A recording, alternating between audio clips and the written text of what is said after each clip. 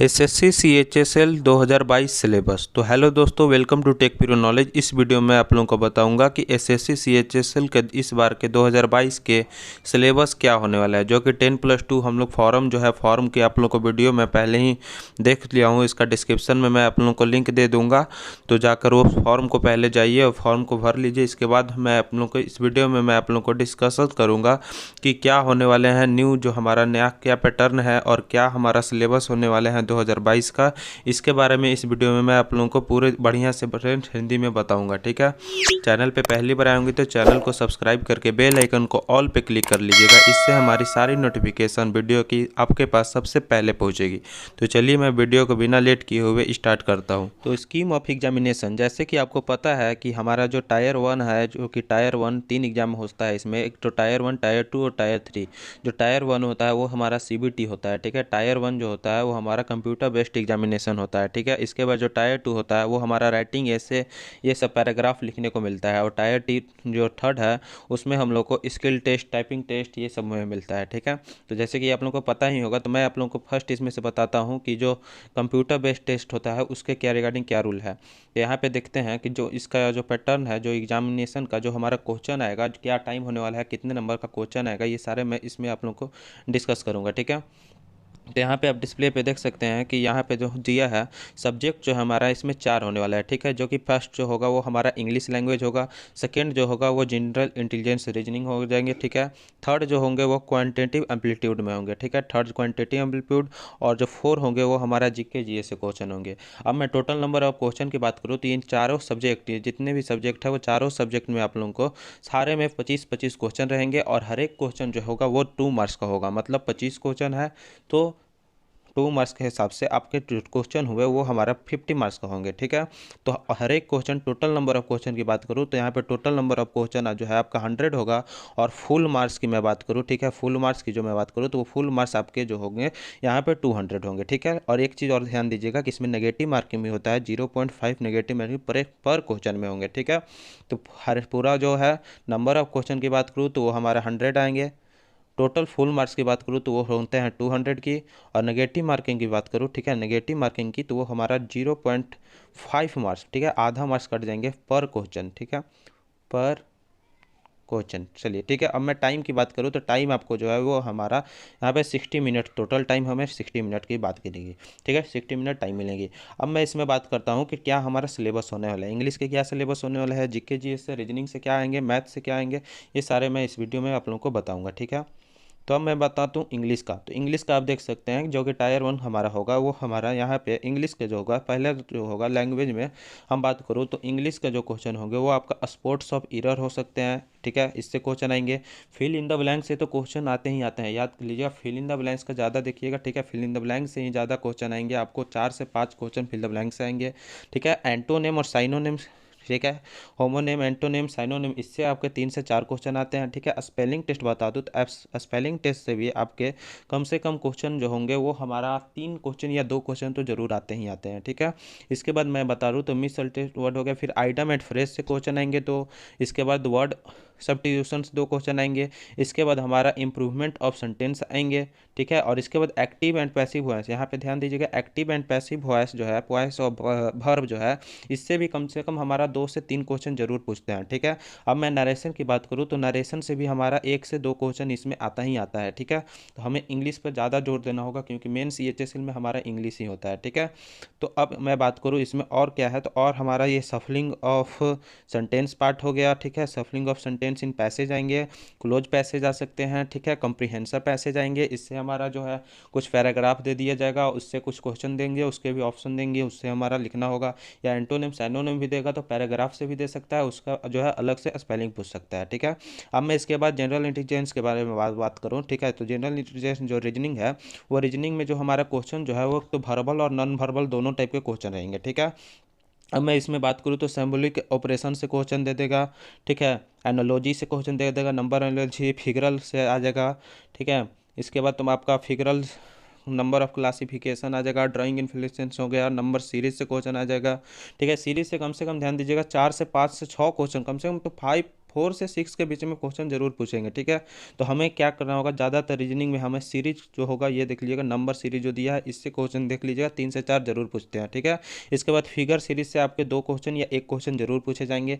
इसके बाद हमें कुछ सोशल इंटेलिजेंस पढ़ लेना होगा, कोडिंग या डिकोडिंग के हमारे 4 से 5 क्वेश्चन जरूर पूछते हैं, ठीक है। तो इसे हमें ध्यान रख के आपको जनरल, यहाँ पे आप देख सकते हैं फुल डिस्प्ले में आप लोगों को दिखा दिया हूँ जनरल जर्स के। यदि आप नोट करना चाहते हैं तो इसको जो है वो आप नोट कर सकते हैं, ठीक है। यहाँ पे वीडियो को आप स्टॉप करके ये जो जनरल रीजनिंग का जो चैप्टर है ये आप कहीं नोट करके आप बढ़िया से तैयारी कर सकते हैं। अब मैं मैथ की बात करूँ, जो हमारा क्वांटिटेटिव एम्पलीट्यूड से क्वेश्चन आएंगे, ठीक है। तो इससे जो हमारा फर्स्ट जो होगा वो है चैप्टर नंबर सिस्टम, ठीक है। नंबर सिस्टम से हमें ध्यान देना है, नंबर सिस्टम से ज़्यादातर क्वेश्चन आते हैं। इससे हमारा कोई होल नंबर हो गया या डेसिमल से या कोई भी एम्पलीट्यूड ऐड सब्ट्रैक्ट इस टाइप का डेसिमल से क्वेश्चन आ सकते हैं, ठीक है। सेकेंड जो चैप्टर है वो है हमारा फंडामेंटल अर्थमेटिक ऑपरेशन, ठीक है। इससे हमारा परसेंटेज की क्वेश्चन एंड रेशियो प्रोपोर्शनल की क्वेश्चन, एवरेज का क्वेश्चन या एसआई सीआई, प्रॉफिट लॉस, ठीक है, लाभ हानि जो भी है, partnership, business fee, mixture and allegation, ठीक है, टाइम एंड डिस्टेंस, काम एंड समय और काम, ठीक है, टाइम समय और दूरी से क्वेश्चन जो है हमारा 4 से 5 जरूर पूछता है। तो हमें ज़्यादातर इसमें मैं आप लोगों को बता दूं कि आपको मैथ में ज़्यादातर ये सेकंड चैप्टर को ध्यान में रखना होगा, क्योंकि इसी से ज़्यादातर क्वेश्चन आपको पूछे जाएंगे, ठीक है। नंबर सिस्टम की जो फर्स्ट जो था वो नंबर सिस्टम से कम 2 या 4 क्वेश्चन आते हैं, लेकिन ज़्यादातर 8 से 10 क्वेश्चन आपको जो है 8 या 6 या 8 क्वेश्चन जो है वो फंडामेंटल अर्थमेटिक्स से रहेंगे, ठीक है। अब मैं अगला चैप्टर की बात करूँ तो वो है आपका अलजेब्रा, इसके बाद है ज्योमेट्री, इसके बाद है नेक्स्ट चैप्टर जो बात करूँ तो मेंसुरेशन को भी ध्यान रखना है। 2 से 3 क्वेश्चन या 2 क्वेश्चन तो जरूर पूछते हैं हर एक एग्जाम में, इसीलिए मेंसुरेशन जो है हर एक एग्जाम में आता है। इससे हमारा जितना भी पॉलीगॉन्स क्वेश्चन है, सर्कल का है या राइट प्रिज्म या सिलेंडर, इस टाइप के क्वेश्चन पूछे जाएंगे। तो अब मैं इसमें नेक्स्ट चैप्टर की बात करूँ तो नेक्स्ट चैप्टर हमारे आते हैं ट्रिग्नोमेट्री, ठीक है। ट्रिग्नोमेट्री से क्वेश्चन जो है वो कम से कम आपके 2 या 4 क्वेश्चन तो जरूर पूछे जाते हैं, ठीक है। लेकिन इसमें हमें याद रखना है ट्रिग्नोमेट्री जो है वो एक आइडेंटिटी आता है, एक रेशियो आता है, तो ज़्यादा हमें हाई लेवल का ट्रिग्नोमेट्री इसमें पूछता नहीं है, ठीक है। ज़्यादातर क्वेश्चन जो होगा वो हमें सिंपल प्रॉब्लम केवल मिलेंगे, ठीक है। यहाँ पर ध्यान दीजिएगा, ये जो है ये हमारा क्लियरली यहाँ पे लिखा हुआ है कि सिंपल प्रॉब्लम आप लोगों को केवल मिलेगा, जैसे कि आप लोगों को sine square theta plus cos square theta 1 है, इस तरह का जो फार्मूला रिलेटेड क्वेश्चन है ये ज़्यादातर इसी टाइप के क्वेश्चन पूछते हैं।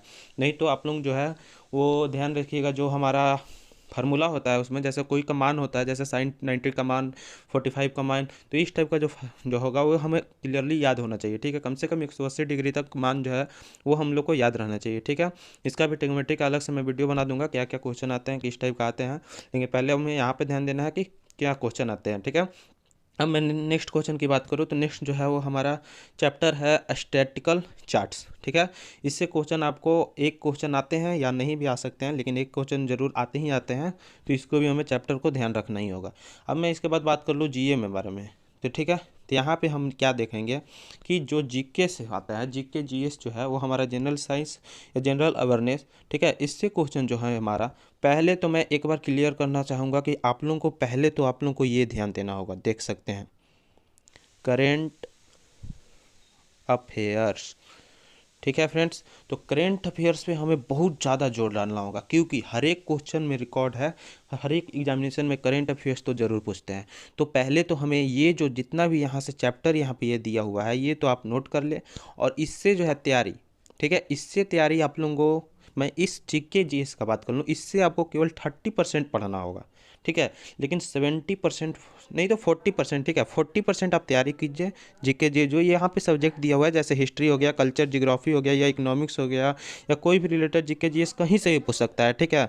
लेकिन हमें 70% या 60% तैयारी करना है, तो केवल हमें करना है यहाँ पे करेंट अफेयर्स, ठीक है। करेंट अफेयर से हमारा बहुत ज़्यादा, कम से कम 8 या 10 क्वेश्चन, ये 6 क्वेश्चन तो मिनिमम कम से कम 6 क्वेश्चन पूछ ही देता है दोस्तों, ठीक है। तो हमें करेंट अफेयर जीके में बहुत ज़्यादा पढ़ना होगा। और करेंट अफेयर्स में बात करूँ कब की पढ़ना है, तो केवल हमें अभी 2022 एग्ज़ाम चल रही है, ठीक है। तो 2021 या उससे 6 मंथ, कम से कम फ्रेंड्स की 6 मंथ ओल्ड आपके पढ़ना ही है, ठीक है। कम से कम जो है वो 6 मंथ पुराना हमें एकदम पढ़ना ही पढ़ना है। लेकिन 1 साल 1 ईयर पहले का पढ़ लें तो वो बहुत ही अच्छा रहेगा, ठीक है। तो कम से कम हमें करेंट अफेयर्स 1 ईयर पहले का जरूर पढ़ना होगा, या 6 मंथ भी पढ़ ले तो वो काफ़ी है, ठीक है। तो यही था इसमें 4 सब्जेक्ट में, जो कि आपको क्लियर करवा दिया हूँ कि क्या क्या सिलेबस हमारा हुआ है, ठीक है। तो फ्रेंड्स टायर 1 में यही था। अब मैं टायर 2 की बात करूँ तो इसमें हमारा ऐसे या राइटिंग पैराग्राफ लिखने को मिलते हैं, ठीक है, कि आपको 20 मिनट्स दिए जाएंगे। इसमें कम से कम जो है वो पॉइंट ये हमें लिखना होगा, ठीक है। इसका जो क्वालिफिकेशन है ये मैं बता दूं कि इसका जो मिनिमम क्वालिफिकेशन है टायर 2 का, वो कम से कम आपको 33% लाना ही लाना होगा, ठीक है।